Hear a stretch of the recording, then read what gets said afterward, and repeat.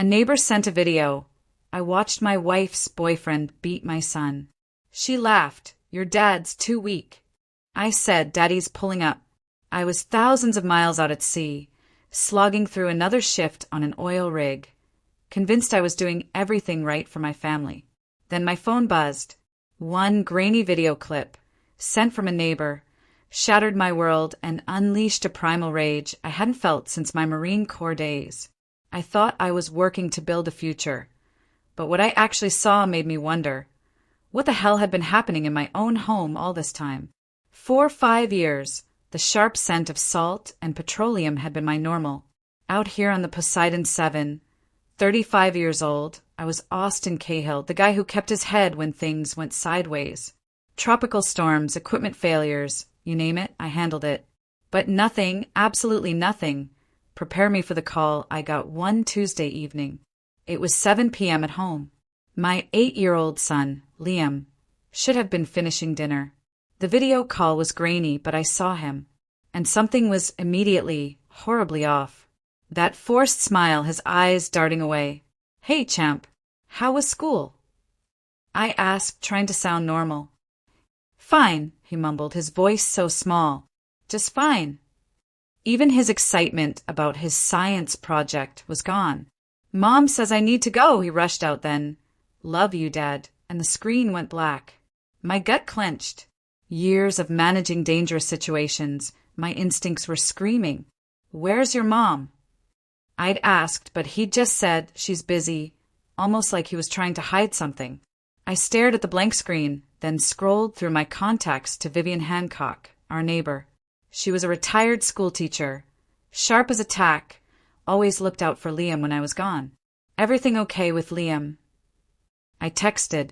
3 dots appeared, vanished, then appeared again. Call me when you can, her text read. It's important. My jaw tightened. I had 2 more days until I was finally home. 2 more days until my scheduled flight. I didn't wait. I found a quiet corner of the platform and called her. Austin, Vivian's voice was cautious, almost hesitant. I wasn't sure if I should say anything, but there's been a man around your house. A lot lately. When Darlene's there with Liam. My heart hammered. What kind of man? I demanded, trying to keep the panic out of my voice. He's there most afternoons now. Sometimes overnight. Austin. I don't like the way he acts with Liam. The boy seems scared. My grip on the phone tightened until my knuckles were white. Darlene and I, our marriage had been strained. The distance, the time apart, her growing resentment about my job. But I kept telling myself we could fix it. For Liam, have you seen anything specific? I pushed, anger boiling in my chest. Not exactly, she said, but maybe I should keep a closer eye on things. Please, I choked out. And Vivian, if anything happens, anything at all, you call me immediately. I don't care what time it is. Back in my utilitarian quarters, surrounded by photos of Liam, as a toddler, his first day of school, our last fishing trip. I saw the single picture of Darlene from our wedding 7 years ago. She was 23 then, vibrant, beautiful, full of dreams. The plan was simple. 5 years on the rig, save aggressively, then I'd get a desk job. A house, siblings for Liam, the life we always wanted. But somewhere along the way, she stopped believing. The resentment, must be nice to escape to the middle of the ocean while I deal with everything here. I tried to explain that 15-hour days in a dangerous job wasn't exactly a vacation, but the words never landed. I tried to quit twice. Both times she talked me out of it. We need the money, Austin. Just 1 more year. Staring at that photo, I felt like a fool. My phone buzzed again. A text from Colin Sampson, one of my oldest friends from the Marines. You coming to Mitchell's wedding next month? He's finally making an honest woman out of Jody. I forced a small smile. Mitchell, another ex-Marine, now a PI in Houston. Wouldn't miss it, I texted back. I didn't mention what was going on at home. Not yet, but something deep down told me I might need my brothers much, much sooner than a wedding. Outside, The gulf stretched out, beautiful and isolating. 48 more hours, I told myself. Everything would be fine. I'd get home, talk to Darlene, figure it out.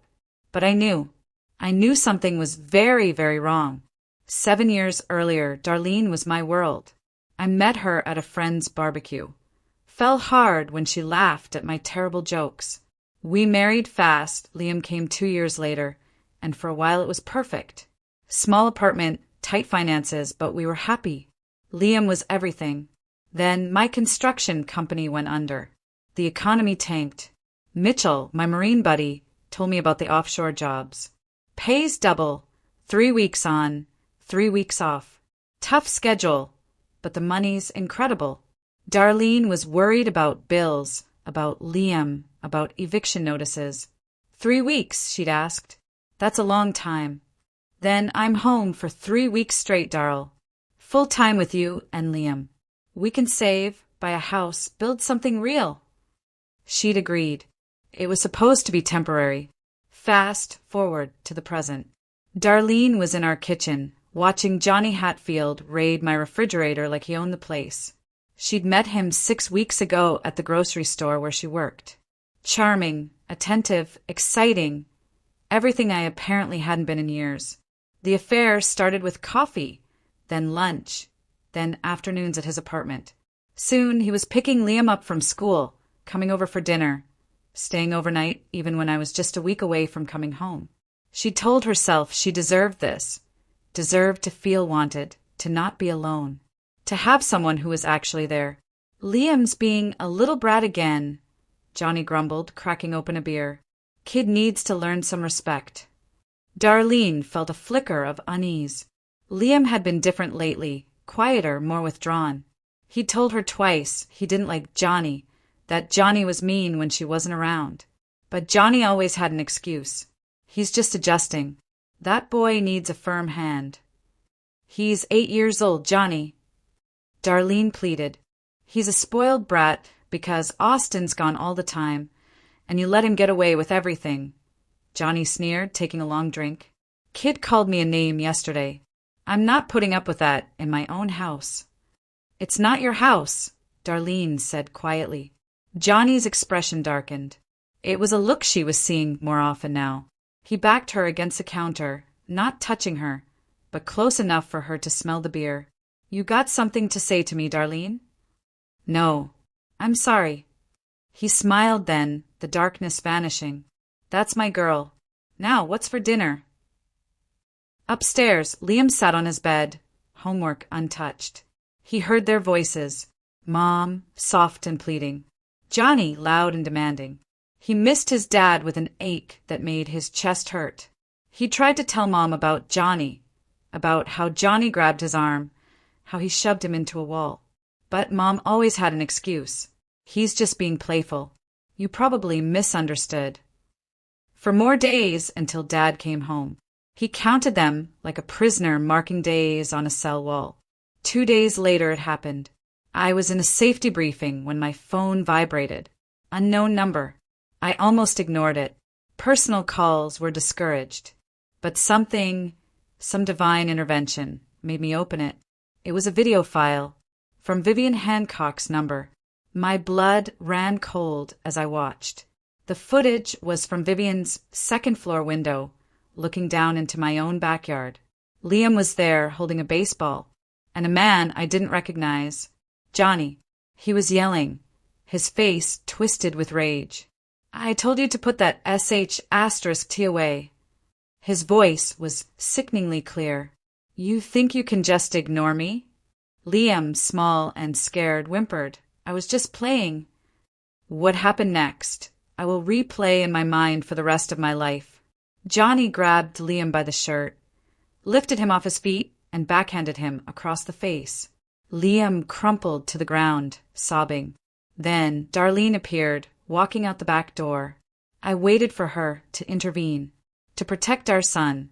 Instead, she laughed. Maybe that'll teach you to listen, she slurred, the sound tearing through me. Your dad's too weak to do anything about it anyway. Johnny yanked Liam up by his hair. Call him. Call your daddy. Let him hear you cry. He's 1,000 miles away, ain't he? What's he going to do? Through tears, Liam fumbled with the basic flip phone I'd given him for emergencies. My phone rang. I answered immediately, stepping away from the briefing room, into a space that felt like an abyss. Dad. Liam's voice was broken, hitching with sobs. Dad, Son, I said, my voice eerily calm despite the volcanic rage burning through my veins. Daddy's pulling up now. With friends. You hear me? I'm coming home right now. I heard Johnny laugh in the background. Yeah, right. Daddy's gonna save you from 1,000 miles away. Put him on, I said quietly. Dad, please put him on the phone, Liam. Now. There was a shuffle. Then Johnny's voice, cocky and amused. Yeah. You got about 6 hours, I said. I'd start running. Johnny laughed again. Oh, I'm real scared. What are you gonna do, sailor boy? You put your hands on my son, I growled. You'll find out exactly what I'm going to do. I ended the call and immediately dialed my supervisor. Family emergency. I need emergency evac now. Austin, the next helicopter isn't until, radio the Coast Guard if you have to. My son is in danger. I'm leaving this platform in the next 30 minutes. One way or another. My supervisor, to his credit, heard something in my voice. Something cold and final. I'll make the calls. Next, I called Colin. I need you and Mitchell in Houston tonight. My address. And Colin, bring what we talked about keeping for emergencies. What's happening? He asked, sensing the shift. Someone hurt my son, and I'm going to make sure it never happens again. We'll be there. I packed my duffel in under 3 minutes. As the emergency helicopter lifted off, I watched the Gulf recede below me. I'd been calm on the phone with Liam because that's what he needed. But inside, Austin Cahill was a man transformed. 8 years in the Marines, 3 tours, Iraq, Afghanistan. I'd learned to stay cool under fire, make split-second decisions, protect those who couldn't protect themselves. I'd buried that man when Liam was born, wanted to be a father, not a soldier. But Johnny Hatfield had made a critical mistake. He'd threatened my family, and now, the man I'd tried to leave behind was rising to the surface. The pilot glanced back. You okay, sir? I stared straight ahead, my jaw set. I will be. The charter flight to Houston felt endless. 3 hours. I spent every minute planning. I texted Colin and Mitchell the video Vivian sent. Their responses were immediate, identical. We're with you. Whatever you need. I called my lawyer, a sharp guy Mitchell knew, specializing in family law. After watching the video, he was blunt. Child abuse caught on camera. Emergency custody, restraining orders, the works. But Austin, if you go in there and do something stupid, it hurts your case. Let me handle it legally. I will, I lied. Just have the paperwork ready. I wasn't going to do anything illegal. Not exactly. But Johnny Hatfield was going to understand the magnitude of his mistake.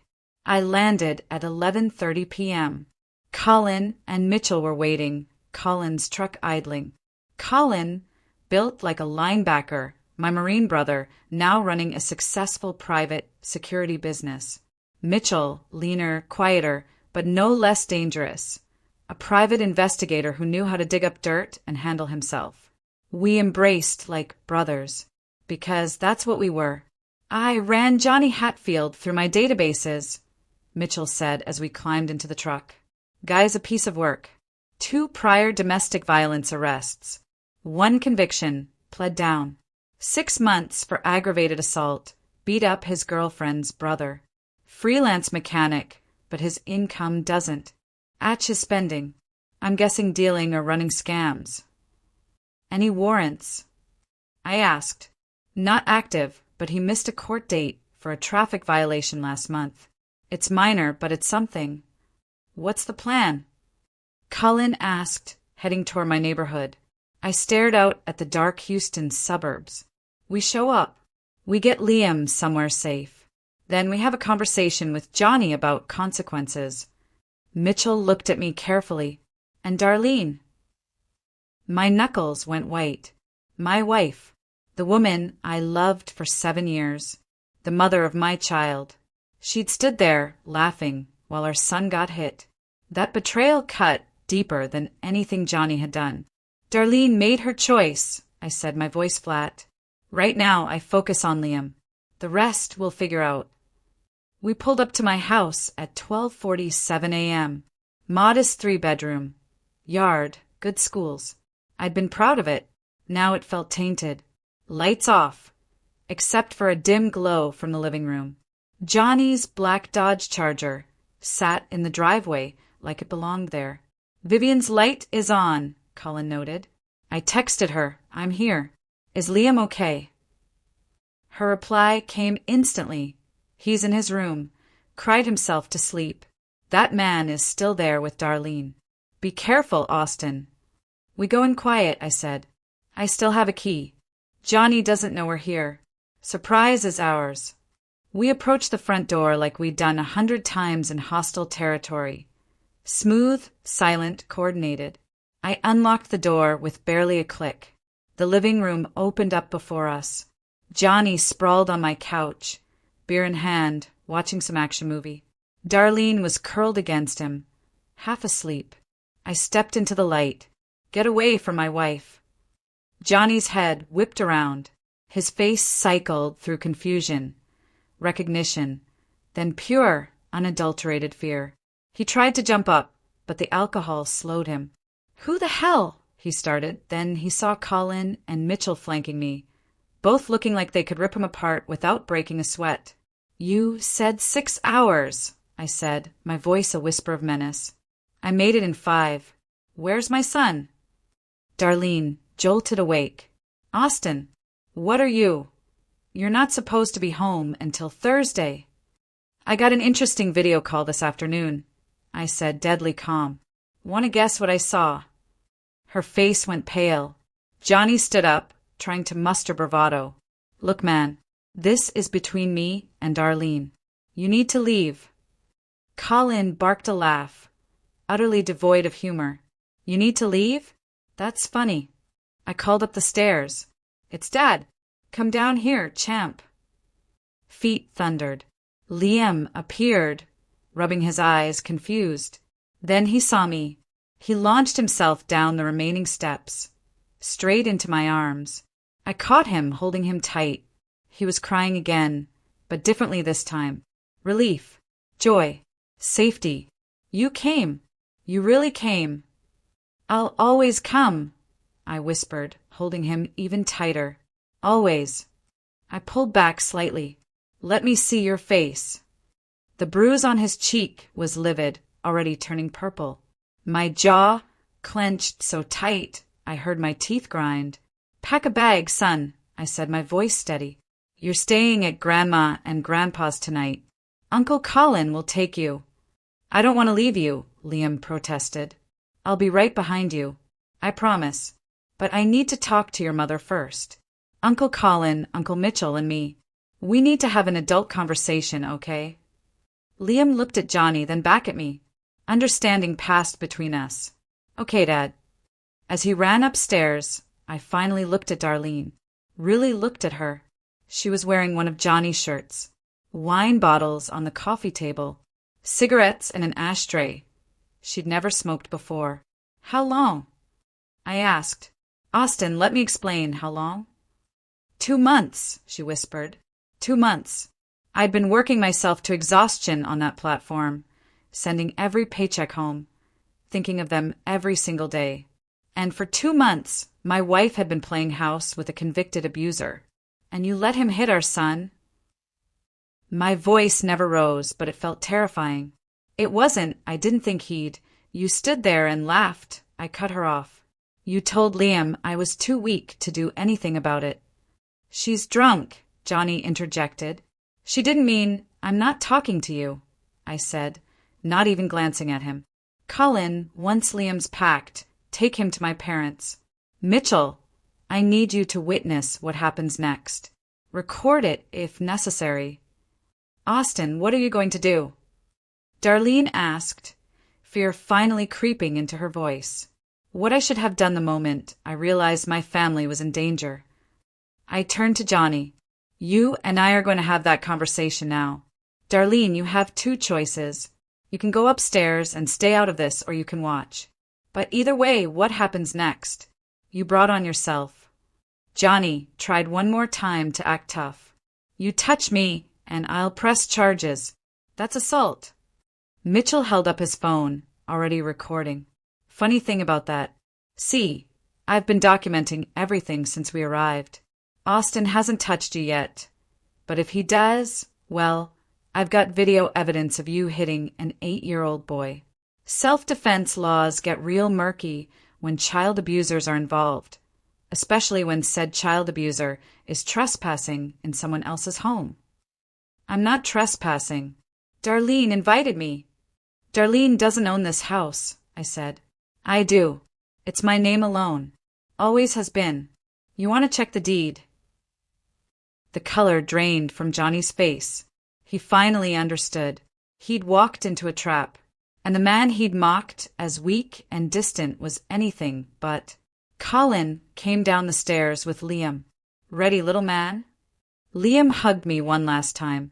Love you, Dad. Love you too, champ. I'll see you tomorrow. We'll get ice cream.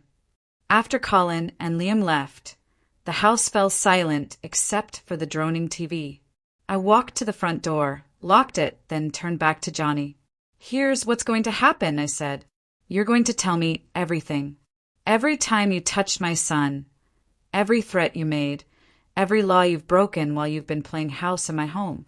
And Mitchell here is going to record all of it. You do that, cooperate fully, and maybe, just maybe, you walk out of here with all your teeth. Johnny looked at Darlene for support. She was frozen, tears streaming down her face, but she said nothing. And if I don't? Johnny stammered. I smiled. It was not a pleasant smile. Then we find out if you're tougher than you think you are. But I should warn you. I spent 8 years in the Marines, learning how to make people talk. I'm very, very good at it. Johnny's bladder, already stressed from fear and alcohol, gave up. A dark stain spread across his jeans. Mitchell chuckled. Well, that answers that question. Start talking, I commanded. And pray you tell me something useful enough that I don't make you regret every choice you've made in the past 2 months. Johnny Hatfield talked for 90 minutes straight. What started as defensive mumbling soon turned into a waterfall of incriminating admissions. Fear was a powerful motivator, and I, standing perfectly still, arms crossed, face carved from stone, was terrifying in my calm. I'd tell him to clean up his toys, and he'd ignore me, he started, his voice shaking. So I'd grab his arm, not hard, just to get his attention. When was the first time you hit him? I asked. 3 weeks ago, he talked back about bedtime. I lost my temper, pushed him into the wall. Mitchell's camera caught everything. Johnny described 6 separate incidents of physical abuse. Pushing, shoving, twice hitting Liam hard enough to leave marks. Then came the psychological abuse, constant belittling, telling Liam I didn't care about him, threatening to hurt his dog if Liam told anyone what was happening. And the stealing, I prompted because Mitchell's background check had shown purchases way beyond what Johnny could afford. Johnny hesitated. This was different. This was confessing to crimes against me, not just Liam. I would suggest you keep talking, I said quietly, because my patience is running thin. I used Darlene's credit cards, he admitted. The ones in your name. Bought some tools, car parts, maybe $3,000 worth. I was going to pay it back. You were going to pay it back with what? Your drug dealing money. Johnny's eyes went wide. I don't. Mitchell pulled up his phone, showing Johnny photos, meeting with known dealers, money-changing hands, packages loaded into his trunk. I've got enough here to send you away for 5 to 10, Mitchell said casually. Dealing within 1,000 yards of a school zone is a felony. And guess what's 3 blocks from his house? Johnny was sweating profusely now. What do you want from me? The truth, I said. All of it. And then you're going to help me make this right. What I learned during that interrogation was devastating. Johnny hadn't just abused Liam. He'd been systematically isolating him, trying to turn him against me. He'd been draining our family finances. And most shockingly, he'd bragged to friends about taking over my life. "There's a guy," Johnny said, his voice barely a whisper. "Tomas Kramer. He was interested in buying some information I had." "What information?" "About the oil platforms, security schedules, layouts. He wanted to know when managers were on leave, which platforms were least secure." Johnny looked up at me. I told him I could get it through Darlene. The temperature in the room dropped 10 degrees. "You were planning industrial espionage? Sabotage?" I didn't know what he wanted it for. He just offered good money. I looked at Mitchell, who was already texting someone. "That's Homeland Security territory," Mitchell confirmed. "I'll call a contact at FBI Houston who won't hear about this." Darlene, who'd been silent through everything, finally spoke up. "Austin, I didn't know about any of that. I swear. The drugs, the stealing, the other stuff. I didn't know." "But you knew he was hurting Liam," I said, my eyes meeting hers for the first time since this whole nightmare began. "And you did nothing." I thought he was just being firm, setting boundaries. "You were never here and I needed help." "Stop." My voice cracked like a whip. "Don't you dare make this about me being gone. I was working to provide for this family. You could have called me any time. Instead, you brought a monster into our home and let him terrorize our son." Darlene crumpled, sliding down the wall, sobbing.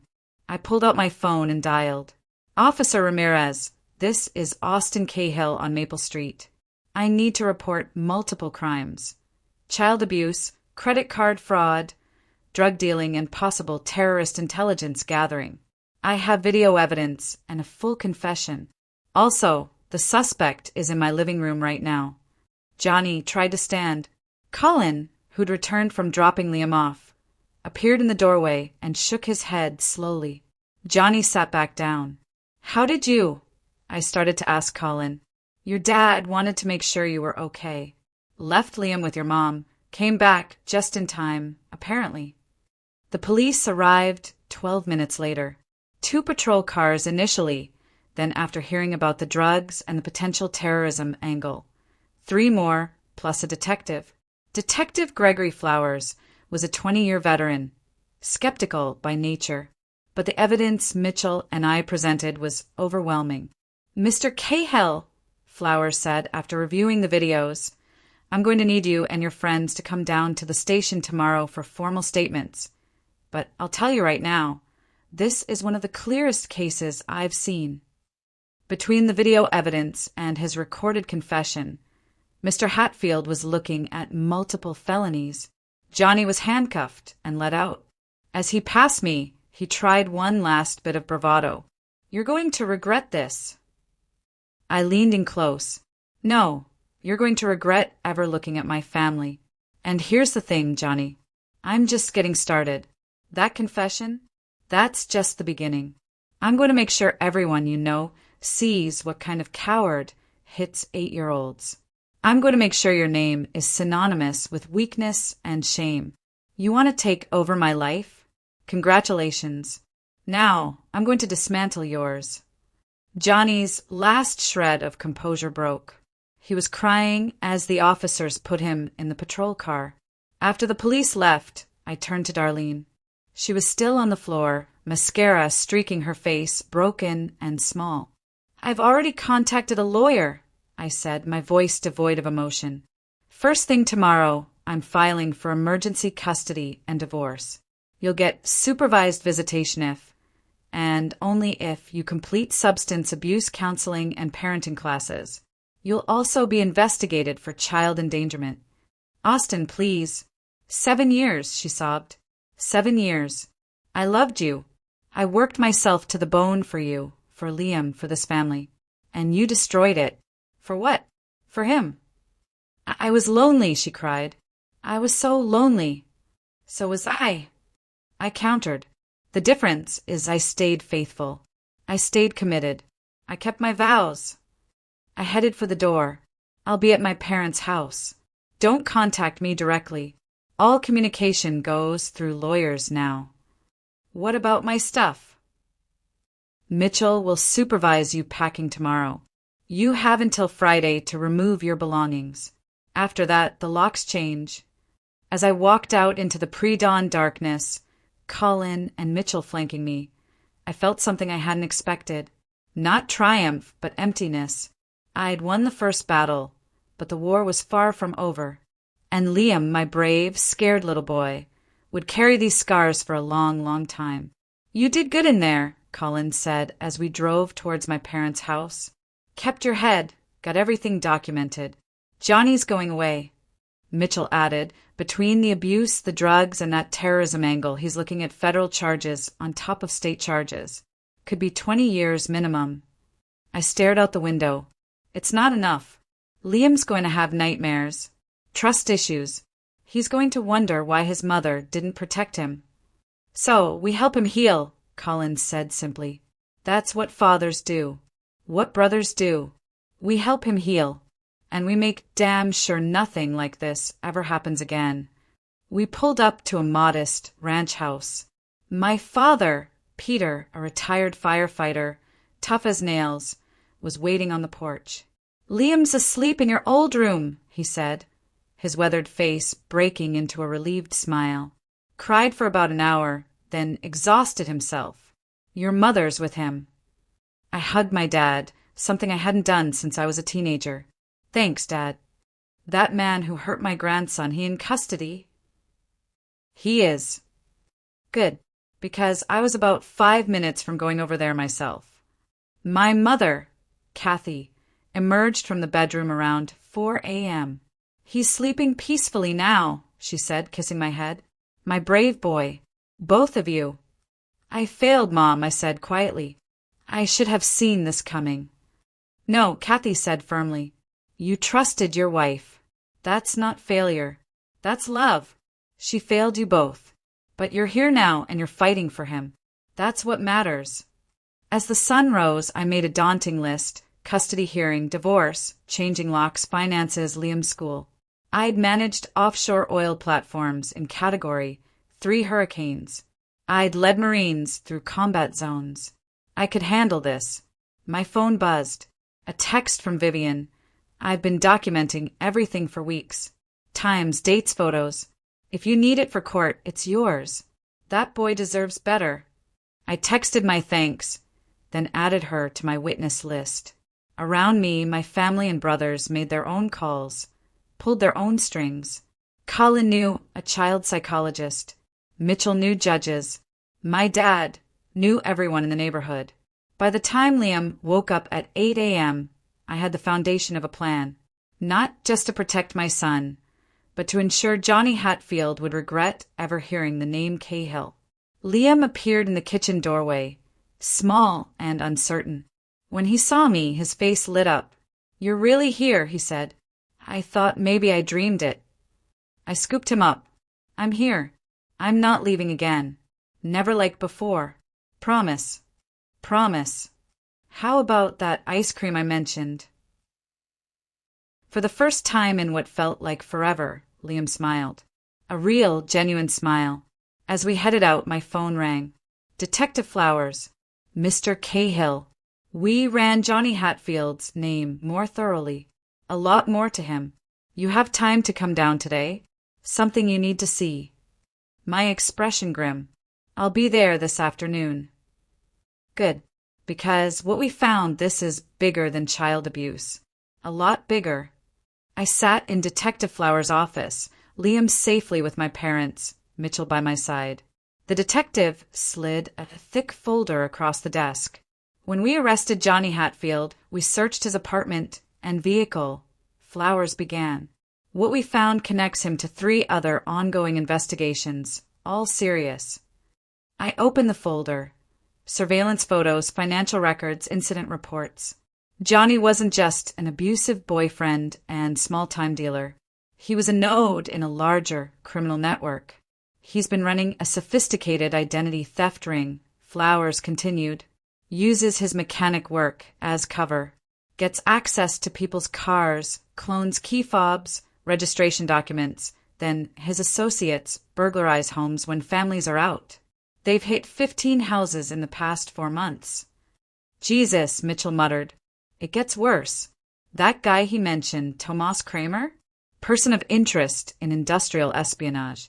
Kramer works for a firm trying to undercut American oil companies by stealing proprietary information. Johnny was trying to use his relationship with your wife to access your credentials, your work schedules, security protocols. My jaw clenched. He was using my family as an access point. Exactly. And when we picked up Kramer this morning, he mentioned something else. Johnny had been planning to escalate.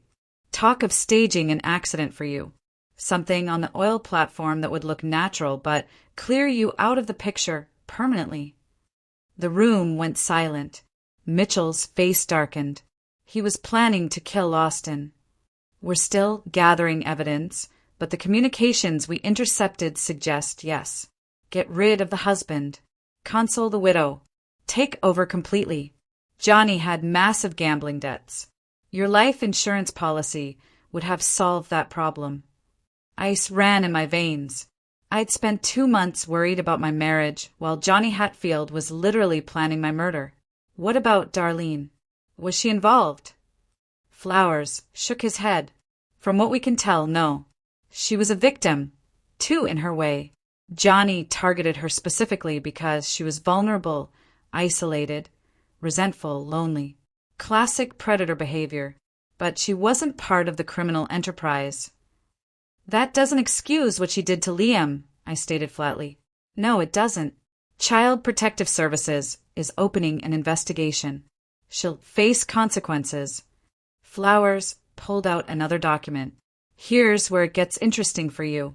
Several of Johnny's victims want to press civil charges beyond the criminal case, organizing a class action lawsuit. Your lawyer suggested you might want to join. Between the credit card fraud, theft of your credentials, emotional damages to Liam, you've got grounds. Mitchell leaned forward. What's the criminal case looking like? Multiple felonies across state and federal jurisdiction. Child abuse, drug trafficking, identity theft, credit card fraud, conspiracy to commit murder, industrial espionage. The DA is pushing for the maximum.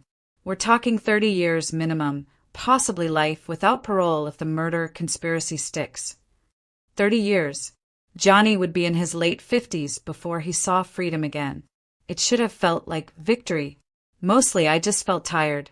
There's one more thing, Flowers said. We found burner phones with communications between Johnny and several other men. They're planning something, possibly targeting other families similar to yours. Oil workers, military families on deployment, long-haul truckers, anyone with a primary breadwinner gone for extended periods. They see them as easy marks. You need to stop them, I said immediately. We are. But it would help if you could identify any other families in your neighborhood or workplace who might fit the profile. Warn them. Help us catch these guys before they hurt anyone else. I thought about my crew. How many had spouses and kids back home? How many were vulnerable? I'll make a list, I promised. And I'll reach out to my company's security office. If this is industrial espionage, they need to know. After leaving the police station, Mitchell and I grabbed lunch. I pushed my food around. You thinking about Darlene? He asked. Thinking about how I missed it all, I admitted. The signs must have been there. Liam tried to tell me. Vivian tried to warn me. But I was so focused on work, on making money, on building our future, that I didn't see our present falling apart. That's not on you, brother. Darlene made her choices. Johnny's a predator. That's what they do. They're good at hiding. But my son paid the price for my absence, I countered, meeting Mitchell's eyes. That ends now. I'm done with offshore work. I don't care if I have to take a pay cut. I'm not leaving Liam again. Good call. And Austin, you're handling this the right way. Smart, controlled, legal. Some guys in your position would have killed Johnny last night. You got evidence instead.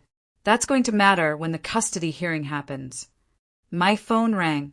Patricia Flynn, my lawyer. Austin, we're on the docket for Thursday. Emergency custody hearing. Judge saw the video and CPS reports. I'm 99% certain we'll get temporary, full custody. Supervised visitation only for Darlene. Maybe not even that. What about the house? Legally yours. No claim. Restraining order filed. She can remove personal belongings under police supervision, but cannot enter otherwise. I'm pursuing child endangerment charges. DA's on board. Thank you, Patricia. Don't thank me yet. Darlene hired Bob Maloney. I winced. Maloney, a bottom feeder, defending the indefensible. Let him come, I said. We have video evidence of her laughing while our son got hit. She can hire Clarence Darrow himself, and it won't matter. After hanging up, I headed to my parents' house. Liam was in the backyard with my dad, throwing a baseball. The bruise was still visible, but he was smiling. That smile was worth more than any legal victory. Dad, Liam called. Grandpa's teaching me a curveball. Don't hurt your arm, champ. I called back, settling on the porch next to my mom. Kathy watched Liam. He had a nightmare during his nap. Called out for you. I'm here now. But for how long, Austin? I know you want to provide, but that boy needs his father present more than he needs a big house or fancy things. I know, Mom. I've already decided. I'm transferring to office work. Less money, but I'll be home every night. Kathy squeezed my hand. Good, because that little boy out there, he's your real treasure. Not oil or money or anything else. That evening, I got a call from an unexpected source. Jesus Singleton, my supervisor from the rig. Austin, I heard what happened. HR filled me in. First, I'm sorry. Second, your job is safe. Take all the time you need. Third, we're making changes. This industrial espionage thing has the whole company in an uproar. Security overhaul, new family support policies. I appreciate that, Jesus, but I've made a decision. I'm coming off offshore rotation. I need to be home with my son. I figured you'd say that. I already talked to the Houston office. They need a safety compliance manager. Desk job, Monday through Friday. Good benefits. 20% pay cut, but you're home every night. Interested? I felt a weight lift. Very interested. Good. You can start in 2 weeks. Use the time to get your family situation sorted.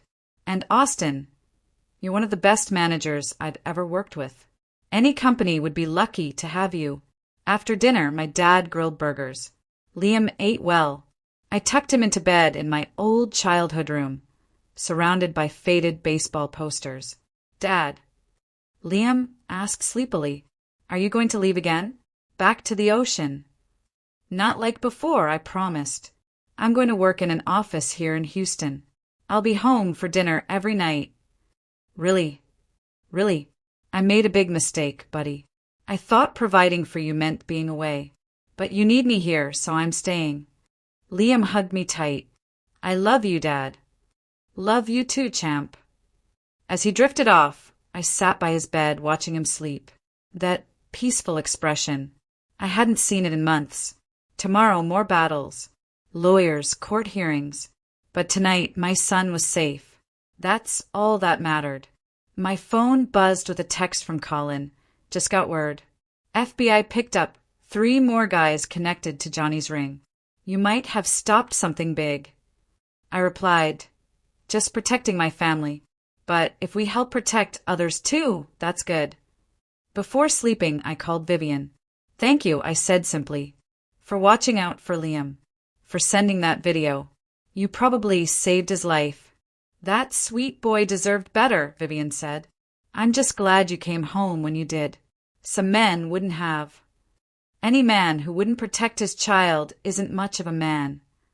Well, if you need anything, meals, babysitting, someone to testify, you call me. I mean it. I smiled. Actually, there's one thing. When this is all over, Liam and I would like to take you to dinner to thank you properly. I'd like that very much. As I finally laid down on my parents' couch, Liam in my old bedroom, I thought about the past 72 hours. From an oil rig video call to dismantling a criminal enterprise. My marriage over, my life changed. But Liam was safe, and in the end, that's all that really mattered. Though I knew this wasn't finished. Not by a long shot. Johnny Hatfield had allies, debts, connections, and men like that didn't go down quietly. I would be ready. The custody hearing on Thursday was mercifully brief. Judge Miranda Grimes reviewed the evidence. Video recordings, Johnny's confession, police reports, CPS evaluations, Vivian Hancock's detailed witness statement. Her face hardened with every page. Mrs. Cahill, Judge Grimes said, looking directly at Darlene, I've been on the bench for 15 years. I've seen a lot of bad parenting. But watching a mother laugh while her child is assaulted. She shook her head. I'm granting Mr. Cahill temporary, full custody. Your visitation is supervised only, pending completion of substance abuse treatment, parenting classes, and psychological evaluation.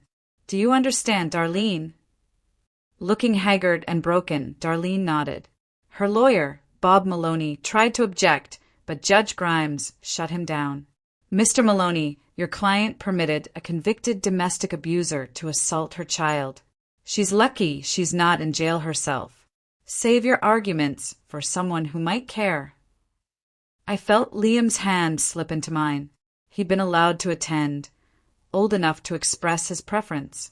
When asked if he felt safe with his father, Liam had answered clearly, Dad's the only one who makes me feel safe. Outside the courthouse, Patricia Flynn was triumphant. That one went exactly as expected. The divorce will take longer, but the custody battle is essentially over. She'd have to prove significant rehabilitation to get even partial custody back. What about charges against her? CPS and the DA are in discussions. Likely child endangerment.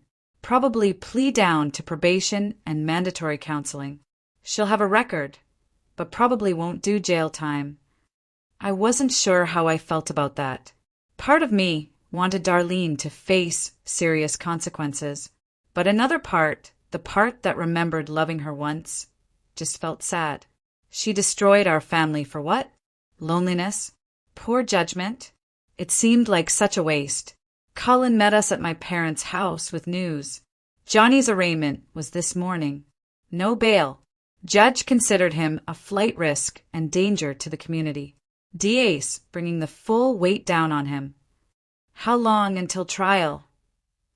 Mitchell says probably 6 months for state charges. Federal might take longer. But with all the evidence, his public defender is pushing for a plea deal. No deal, I said flatly. He goes to trial. I want everything he did on public record. The DA figured you'd say that. Over the next 2 weeks, I settled into a new routine. My new office job, the safety compliance role. The pay cut stung, but being home for dinner with Liam every night was priceless. We established rituals. Homework, cooking dinner, reading before bed. Liam started therapy with Dr. Kendra Porter, the child psychologist Colin recommended. It was helping. Slowly, he was processing the trauma, learning it wasn't his fault. I went to therapy, too. Dr. Porter recommended it, and I quickly realized I needed it. The guilt of not seeing the signs, the anger at Darlene, the residual rage at Johnny, it all needed somewhere to go besides just bottled up inside. Mitchell kept investigating. What he found was disturbing. Johnny's criminal network had targeted 17 families across Houston. 3 other children abused. 2 homes burglarized. 1 family nearly lost their life savings to identity theft. We're building a victims coalition, Mitchell explained. Everyone Johnny and his associates hurt. Class action lawsuit, coordinated victim impact statements. The works. The DA loves it. Makes the case bulletproof.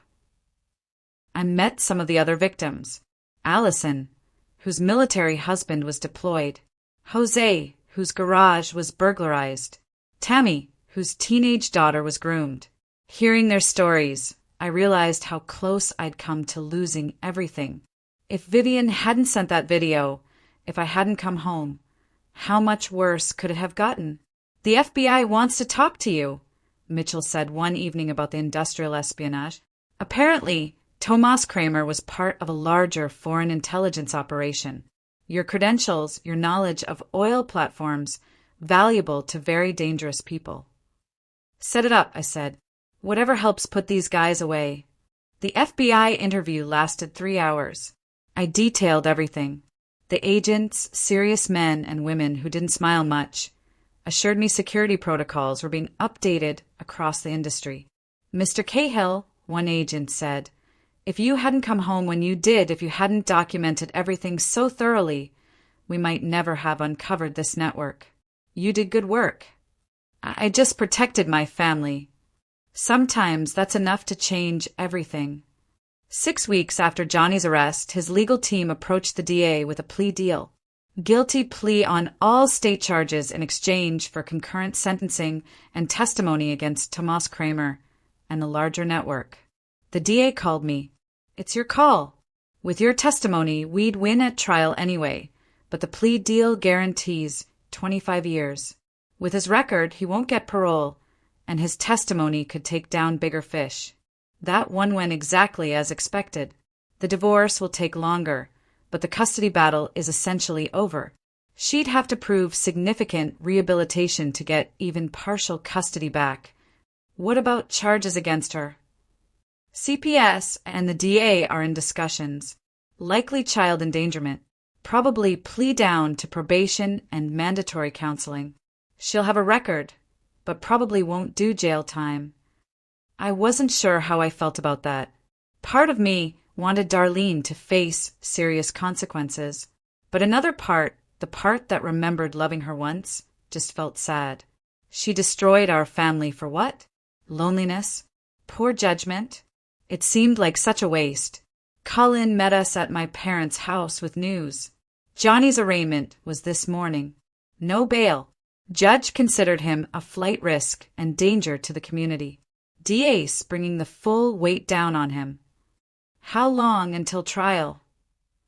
Mitchell says probably 6 months for state charges. Federal might take longer. But with all the evidence, his public defender is pushing for a plea deal. No deal, I said flatly. He goes to trial. I want everything he did on public record. The DA figured you'd say that. Over the next 2 weeks, I settled into a new routine. My new office job, the safety compliance role. The pay cut stung, but being home for dinner with Liam every night was priceless. We established rituals. Homework, cooking dinner, reading before bed.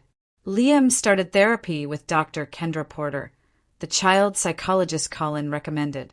It was helping. Slowly, he was processing the trauma, learning it wasn't his fault. I went to therapy, too. Dr. Porter recommended it, and I quickly realized I needed it. The guilt of not seeing the signs, the anger at Darlene, the residual rage at Johnny, it all needed somewhere to go besides just bottled up inside. Mitchell kept investigating. What he found was disturbing. Johnny's criminal network had targeted 17 families across Houston, 3 other children abused, 2 homes burglarized. One family nearly lost their life savings to identity theft. We're building a victims coalition, Mitchell explained. Everyone Johnny and his associates hurt. Class action lawsuit, coordinated victim impact statements. The works.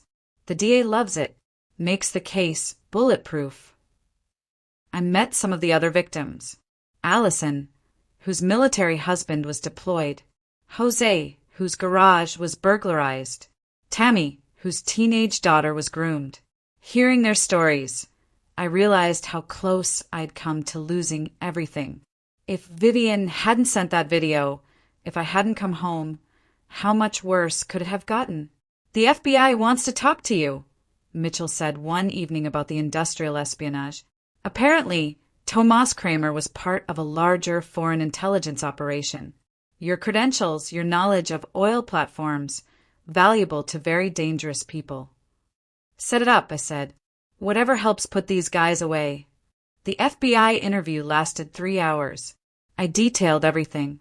The agents, serious men and women who didn't smile much, assured me security protocols were being updated across the industry. Mr. Cahill, one agent said, if you hadn't come home when you did, if you hadn't documented everything so thoroughly, we might never have uncovered this network. You did good work. I just protected my family. Sometimes that's enough to change everything. 6 weeks after Johnny's arrest, his legal team approached the DA with a plea deal. Guilty plea on all state charges in exchange for concurrent sentencing and testimony against Tomas Kramer and the larger network. The DA called me. It's your call. With your testimony, we'd win at trial anyway, but the plea deal guarantees 25 years. With his record, he won't get parole, and his testimony could take down bigger fish. The bruise was long gone. So was the haunted look. He was laughing, genuinely and often.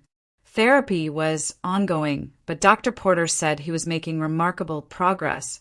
Darlene had completed her programs, saw Liam twice a month. The bond was fractured, perhaps permanently, but I never badmouthed her. Liam would form his own opinions. She'd moved to San Antonio, got a job, and was dating someone new, vetted thoroughly by Mitchell, of course. I wished her well from a distance. Johnny Hatfield's federal trial added more years to his sentence. He wouldn't see freedom until his 50s. He was irrelevant now. A problem solved. The class action lawsuit had settled. Liam's college fund was secure. Other victims got restitution. It didn't undo the damage, but it helped. My new job was going well. Regional safety director. Sometimes travel, but always home within 24 hours. Liam came first, always. Dad, look. Liam shouted, making a diving catch. Did you see that? I saw it. You're getting good, champ.